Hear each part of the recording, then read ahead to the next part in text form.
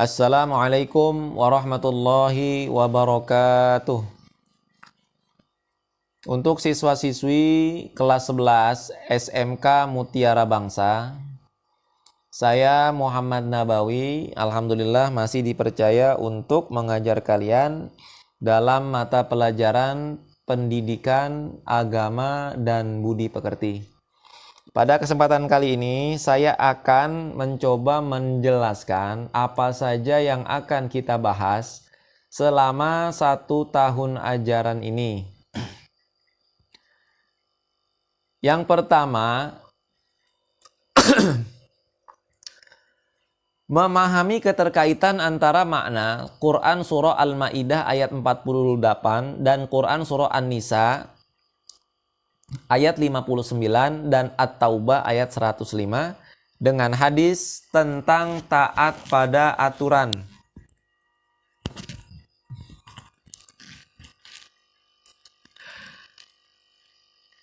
Kompetisi dalam kebaikan dan etos kerja, ya. Jadi ada keterkaitan, atau yang akan kita bahas nanti adalah keterkaitan antara hadis dan Al-Quran.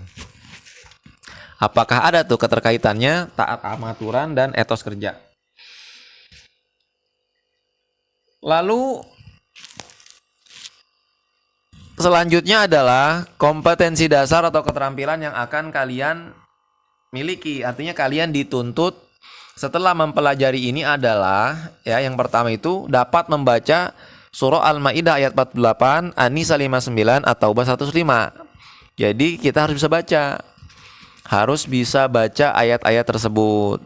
Dan hadis taat pada peraturan, yang mana juga ketika kita telah mempelajari ini, ya, bab ini, itu kita dapat mengamalkannya dalam kehidupan sehari-hari.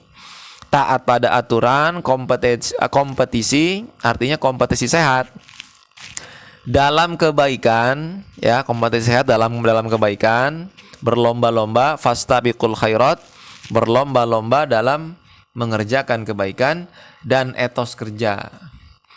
Lalu yang berikutnya itu adalah menganalisis makna Quran Surah Yunus ayat 40 sampai dengan 41, Al-Ma'idah ayat 32, serta hadis tentang toleransi, rukun, dan menghindarkan diri dari tindak kekerasan. Lalu yang berikutnya itu kalian dituntut, ya, untuk menghafal Quran Surah Yunus ayat 40 sampai 41, Al-Ma'idah ayat 32, serta hadis tentang toleransi, rukun, dan menghindarkan diri dari tindak kekerasan. Di samping itu, seperti yang tadi, kalian juga diharapkan dapat mengaplikasikan, mempraktekkan apa yang telah dipelajari ini dalam kehidupan sehari-hari, ya. Toleransi kepada semua, rukun, hidup rukun damai, dan menghindarkan diri dari tindak kekerasan, ya. Nanti akan kita bahas satu persatu. Ada nggak sih manfaatnya? Ada atau tidak manfaatnya? Nanti kita akan tahu. Lalu berikutnya adalah menganalisis makna iman kepada Rasul-Rasul Allah Subhanahu wa Ta'ala. Ya, nanti kita bahas siapa Rasul-Rasul Allah. Rasul itu apa? Bedanya apa sama Nabi? Kok pakai dibeda-bedain Nabi sama Rasul? Ada berapa jumlah Nabi? Nanti kita bahas lagi juga. Ada berapa jumlah Rasul? Nanti juga akan kita bahas semuanya.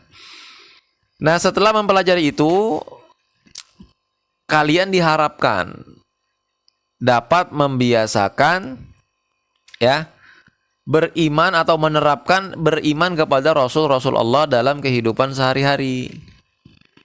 Ya, nanti kita akan belajar. Kita akan tahu tuh baik apa enggak. Kalau baik, amalkan, terapkan dalam kehidupan sehari-hari. Lalu menganalisis makna syaja'ah, berani membela kebenaran dalam kehidupan sehari-hari. Ya, kita bahas membela kebenaran gitu. Membela kebenaran ada bagusnya nggak? Ada baiknya nggak? Kebenaran itu dibela. Apa fungsinya? Apa yang mendorong kita harus membela kebenaran? Nah, lagi-lagi kalian diharapkan dapat menerapkan syaja'ah dalam kehidupan sehari-hari. Ya, jadi apa yang telah dipelajari dipraktekkan dalam kehidupan sehari-hari. Lalu memahami perilaku hormat dan patuh kepada orang tua dan guru. Nah, kita belajar nih, kenapa orang tua sama guru itu harus dihormatin. Kok kita harus hormat sih sama orang tua? Apa yang mendorong itu semua? Perintahnya dari mana? Kok orang tua sama guru harus dihormatin? Ya. Nah, kalian dituntut untuk membiasakan perilaku hormat. Ya, hormat, patuh kepada orang tua dan guru. Makanya nanti kita bahas, ada nggak fungsinya, ada nggak manfaatnya buat diri kita. Terus siapa sih yang nyuruh hormat sama orang tua dan guru itu siapa? Ya, apakah harus kita patuhi atau tidak? Nanti semua akan kita ketahui.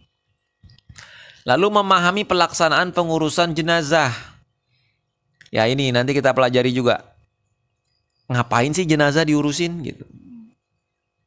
Kenapa jenazah harus diurus? Apa saja yang harus diperlakukan kepada jenazah? Manfaatnya apa? Hukumnya apa? Semua akan kita pelajari. Lalu kalian diharapkan dapat mempraktekkan tuh prosedur pengurusan jenazah dari awal hingga akhir. Kenapa? Kenapa minimal nanti orang tua kita meninggal itu kita yang ngurusin, bukan orang lain. Memahami pelaksanaan khutbah, tabligh dan dakwah. Nanti di sini dibahas perbedaannya ya, khutbah, tabligh dan dakwah itu apa? Manfaatnya apa? Fungsinya apa? Terus apa yang dilakukan dalam hal-hal itu? Khutbah, tabligh dan dakwah tuh ngapain aja kita? Mempraktekkan pelaksanaan khutbah, tabligh dan dakwah. Nah, kalian diharapkan dapat melakukan khutbah, dapat juga melakukan tabligh dan dakwah. Ya. Lalu berikutnya memahami prinsip-prinsip dalam Islam. Emang Islam punya prinsip? Kalau emang punya apa aja?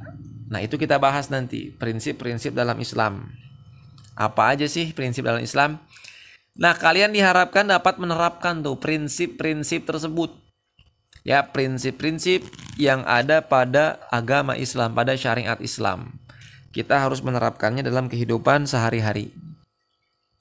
Memahami perkembangan peradaban Islam pada masa kejayaan. Jadi Islam itu kalau dalam sejarah ada masa kejayaan dan ada masa kemunduran. Nah, nanti kita akan bahas perkembangannya nih, perkembangan peradaban Islamnya.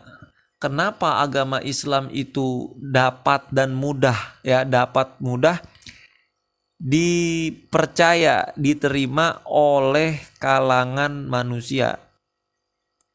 Ya, kenapa kalangan manusia? Karena bukan bangsa Arab aja. Ya, di Asia, ya ke Eropa.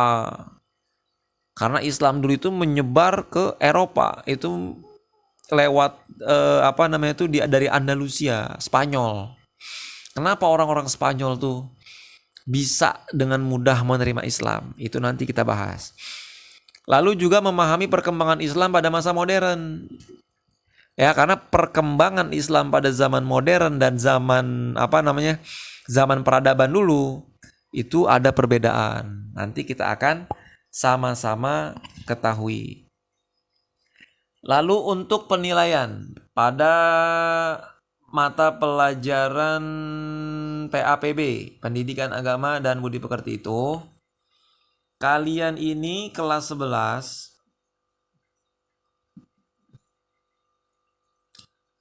ya dituntut itu untuk minimal nilainya ya dituntut nilainya itu minimal 70, tidak boleh kurang. Maka diharapkan kepada kalian yang dulu kelas 1 males sekolah, males masuk, itu diharapkan memperbaiki ya sedikit demi sedikit. Minimal yang pertama itu jangan pernah bolos sekolah. Jangan pernah bolos sekolah. Nanti insya Allah kalian akan berubah sedikit demi sedikit ke arah yang lebih baik. Ya, mudah-mudahan kalian paham. Nanti kalau ada yang nggak paham silahkan dipertanyakan ya, ditanyakan kepada saya atau melalui wali kelas masing-masing. Sekian, assalamualaikum warahmatullahi wabarakatuh.